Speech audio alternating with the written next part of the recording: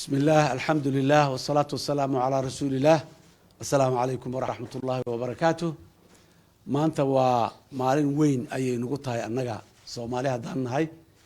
waxaan soo dhaweynay oo nala jooga marti noo ah yimiday muxuu ahaa dalkiisii madaxweyne Ismaaciil Cumar Geelle madaxweynaha Jamhuuriyadda Jabuuti ummadda Soomaaliyeedna farxad iyo reereen ayay u tahay dawladda Soomaaliyeedna sidoo kale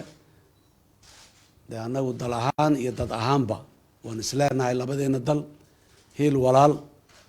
ayaa Jabuutina dalkan ay uga tilmaaman tahay annaguna ilaahay idankiisa markeena ayaan heel walaal rasmi ah yaan doorkeeda qaadan doonaa jamhuuriyadda saddexaad ee maanta Soomaaliya maamulaysaa asaaskeedii iyo dib u soo nooleynteedii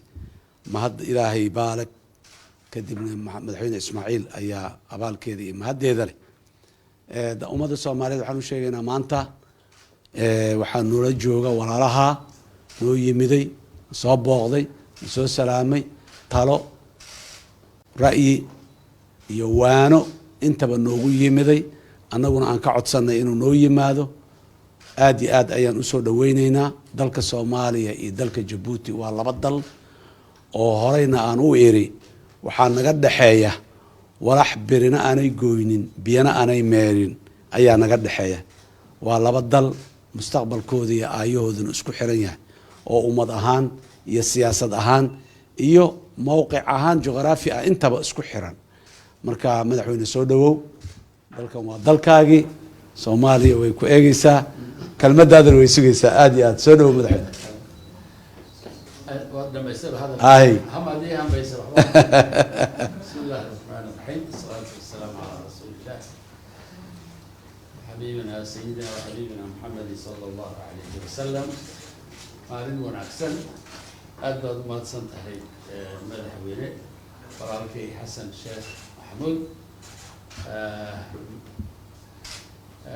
دور الشداد بديت ما أنت إلى خصوصياتي waxaan ka jawaabay yani xasuubadaani aniga iyo ummadda Jabuutina waxaan aad ugu faraxsanahay inaan ugu nimaano fursadani ducaa ugu nimaano wadatashi dagaalka imika cusub ee bulshadeenna inaan ka marakaco ayaa igu jirta socdaalkayga in anaguna aan haddaan Jabuuti nahay aan garabgal iyo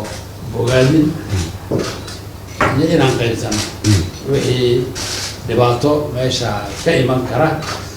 waxaan arkaynaa ummadda reer Soomaaliya oo wada sare joogta aad bay noo farax gelinaysaa intaa aan soo soconay wadada waxa aan arkaynay dad fara badan oo ay ka muuqato shucuur wanaagsan oo qalbigayga taabatay dadkeenuna min raggan meediyagu hawshoodu waxay tahay inay tabiyaan waxa ay dareemayaan waxa ay arkayaan waxa ay maqlayaan waxa ay dadweynuhu ka sugay in la gaarsiiyo maanta fariinta la sidna walaalnimo iyo wada shaqeyn iyaan aaminsanahay waana ku shaqeynaa waana ku shaqeyni doonaa insha Allah madaxweyne waa mahadsan tahay aad iyo aad maalin wanaagsan wanaagsan